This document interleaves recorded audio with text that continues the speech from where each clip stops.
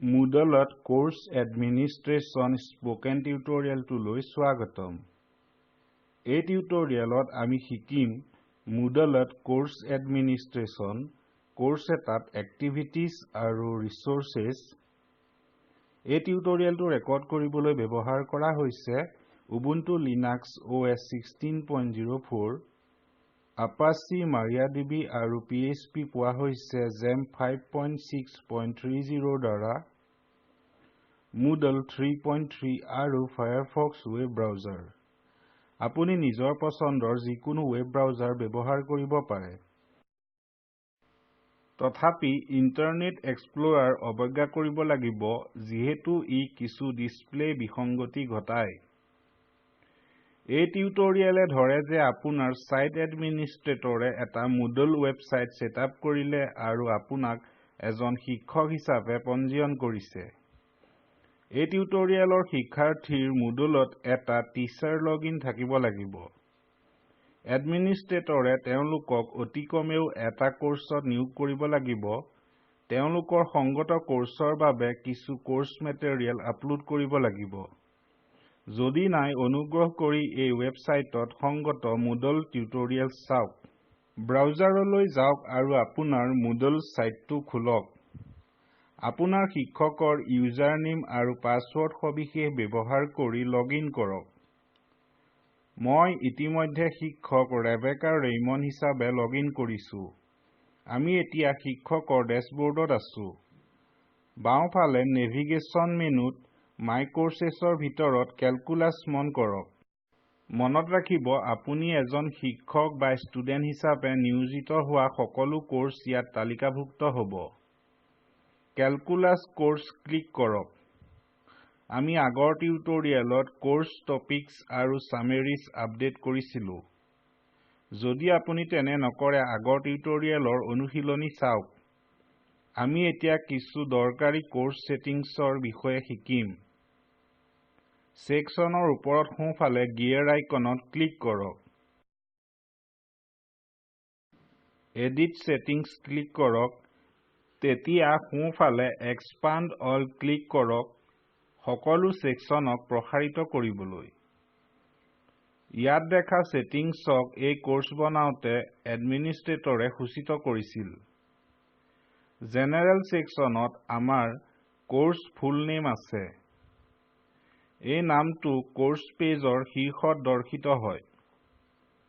Course short name হৈছে course navigation আৰু course সংগত ইমেইলছত দৰ্শিত হোৱা নাম। কোৰ্স কেটেগৰী ইতিমধ্যে এডমিনে সেট কৰিলে। আমি নিজৰ প্ৰয়োজন অনুসৰি course start date, course end date আৰু কোৰ্স আইডি নাম্বাৰ সলাব পাৰো। ডেসক্ৰিপশন সেকশনৰ ভিতৰত কোৰ্স সামেৰি টেক্সট বক্সটো চাওক। মই উপলব্ধ কন্টেন্ট ডিলিট কৰিম আৰু নিম্নখিনি লিখিম। মোৰ ষ্টুডেণ্টে ইয়াক মোৰ কোৰ্সৰ প্ৰথম পৃষ্ঠাত দেখিব। পাছৰটো হৈছে কোৰ্স সামেৰি ফাইলছ ফিল্ড। এইবোৰ হৈছে ফাইলছ যি কোৰ্স সামেৰিৰ সৈতে ষ্টুডেণ্টলৈ দৰ্শিত হ'ব।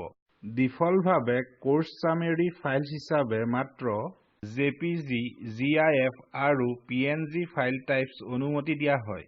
ফাইল এটা আপলোড কৰাৰ তিনিটা পদ্ধতি আছে। ফাইলটোক বক্সত ড্ৰাগ আৰু ড্ৰপ কৰা, ওপৰত বাওঁফালে আপলোড বা এড আইকনত ক্লিক কৰা, তলৰ এৰোত ক্লিক কৰা। যদি আপুনি আপলোড বা এড আইকনত বা তলৰ এৰোত ক্লিক কৰে, ফাইল পিকাৰ ডায়লগ বক্স আহে। বাওঁফালৰ মেনুত আপলোড এ ফাইল অপশ্যনত ক্লিক কৰক। ব্ৰাউজ বা চুজ ফাইল বুটামত ক্লিক কৰক। তেতিয়া আপোনাৰ মেচিনৰ পৰা পছন্দৰ ফাইলটো বাছক। মই মোৰ সিস্টেমৰ পৰা calculus.jpg বাছিম। আপুনি ইয়াক এটা বেলেগ নাম দিব পাৰে Save as ফিল্ডত লিখি। যথোচিত ফিল্ডত অথৰ আৰু লাইসেন্স সবিশেষ সূচিত কৰক। শেষত তলত আপলোড দিছ ফাইল বুটামত ক্লিক কৰক। গতিকে এনেদৰে আমি কোৰ্স সামেৰি ফাইলছ আপলোড কৰিব পাৰো। পাছত আহে কোৰ্স ফৰমেট কোৰ্স ফৰমেট হৈছে ষ্টুডেণ্টৰ বাবে ৰিসোৰ্সেছ আৰু এক্টিভিটিজ পৰিচালনা কৰা পদ্ধতি ফৰমেট ড্ৰপ ডাউনত 4টা অপচন আছে Single Activity Format, Social Format, Topics Format আৰু Weekly Format. আমাৰ এডমিনে Topics Format বাছিছে। আমি ইয়াক এনেদৰে থাকিব দিম। পাছৰ সেটিংস হৈছে Hidden Sectionsৰ বাবে। এইবোৰ মূলত হৈছে কোৰ্স এটাৰ টপিকস যাক ষ্টুডেণ্টৰ পৰা লুকুৱাই ৰাখিব পাৰি। ই সহায়ক হ'ব পাৰে যেতিয়া এটা নিৰ্দিষ্ট টপিক থাকে যি শিক্ষকৰ দ্বাৰা সম্পূৰ্ণ হোৱা নাই। এই সেটিংয়ে নিৰ্ধাৰিত কৰে ষ্টুডেণ্টলৈ হিডেন সেকশনছ কেনেকৈ প্ৰদৰ্শিত হ'ব।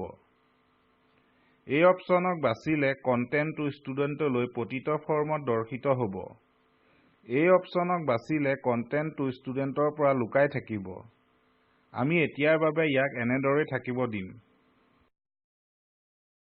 পাছৰ ড্ৰপ ডাউন হৈছে কোৰ্স লেআউট ইয়াত ক্লিক কৰক এই অপচনক নিৰ্বাচিত কৰি আমি সকলো সেকশনক এটা পৃষ্ঠাত দেখুৱাব পাৰো ইয়াত আন এটা অপচন হৈছে show one section per page ই সেকশনৰ সংখ্যাৰ ওপৰত ভিত্তি কৰি কোৰ্সটোক বহুতো পৃষ্ঠাত ভগাব আমি এতিয়াৰ বাবে ইয়াক show all sections in one page হিচাপে থাকিব দিম পাছৰটো হৈছে appearance section show gradebook to students অপচনক লক্ষ্য কৰক কোৰ্সত বহুতো ক্ৰিয়াকলাপে শিক্ষকক গ্ৰেডছ দিবলৈ অনুমতি দিয়ে এই অপচনে নিৰ্ধাৰিত কৰে যে ষ্টুডেণ্ট এজনে সেই গ্ৰেডছ চাব পাৰিবনে নোৱাৰে ডিফল্টভাৱে এই অপচন ইয়েছলৈ সেট হয় আমি ইয়াক এনেদৰেই থাকিব দিম আমি show activity reports ইয়েছলৈ সলাম যদি ইতিমধ্যে ডিফল্টভাৱে নিৰ্বাচিত হোৱা নাই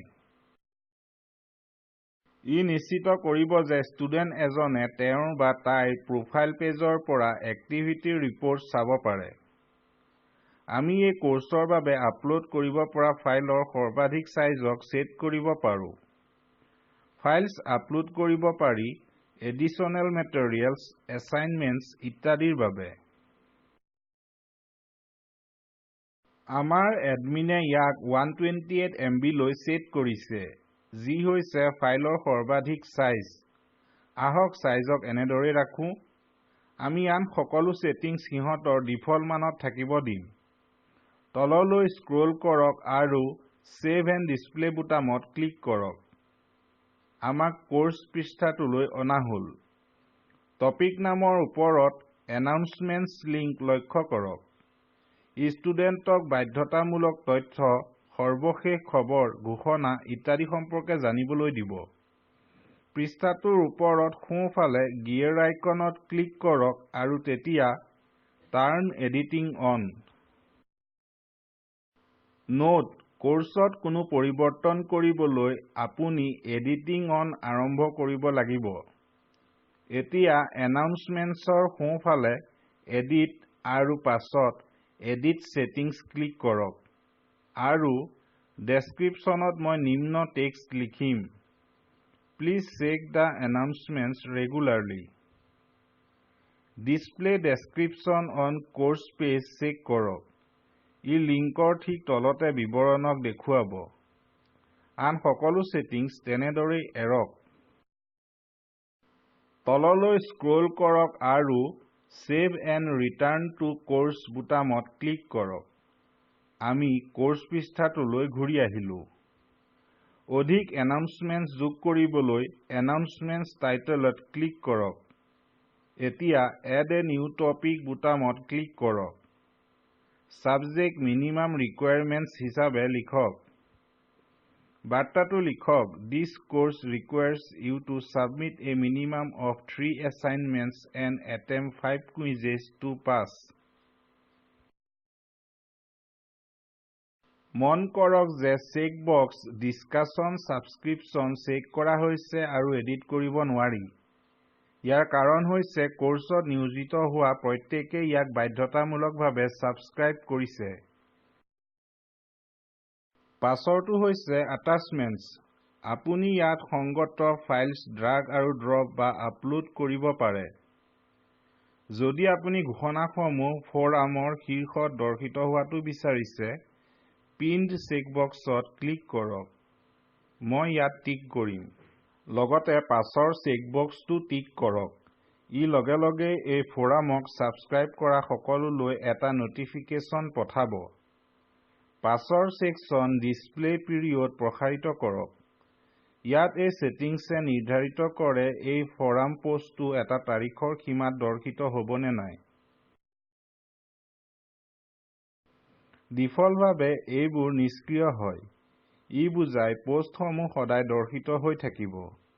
আমি ডিফল্ট ছেটিংছ থাকিবলৈ দিম। তললৈ স্ক্ৰল কৰক আৰু পোষ্ট টু ফৰাম বুটামত ক্লিক কৰক। সফলতা বাৰ্তা এটা দৰ্শিত হৈছে। পোষ্ট অথৰ্ছৰ ওচৰত 30 মিনিট আছে পোষ্টৰ কিবা সালসলনি কৰিবলৈ। মই ব্ৰেডক্ৰাম্বত কেলকুলাছ লিংকত ক্লিক কৰিম।